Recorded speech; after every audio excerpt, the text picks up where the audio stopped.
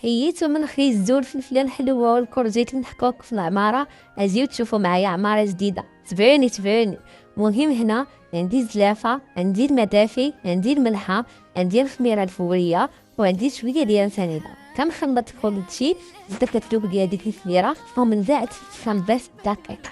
هنا عندي زلافه ديال الفرص وعندي زلافه ديال الفينو. نتوما داكشي اللي بغيتو تخرجوه. فانا بغيت البيضات ديالي يكونوا قلال، ولكن صراحه خرجوا ليا كثار وما عمرتهمش كاملين. عمرت غير داكشي اللي غادي ناكلو حيت ما بغيتش الضايع.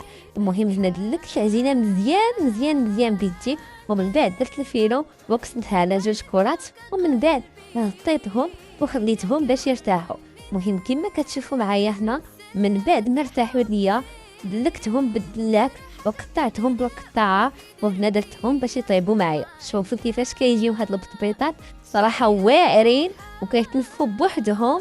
صراحه يا سلام، جربوهم على حسابي ما غادي تخسروا والو. كل شيء على العماره اللي غادي نديرو دابا. يلاه تبعوني. المهم هاد العماره عندي فيها غير الدجاج، ولكن كل شيء على الفرماج يكون كتير البنات، والفرماج مربعات، وكنهزوه وكنعمرو به البطبيطات ديالنا وبالصحه والراحه.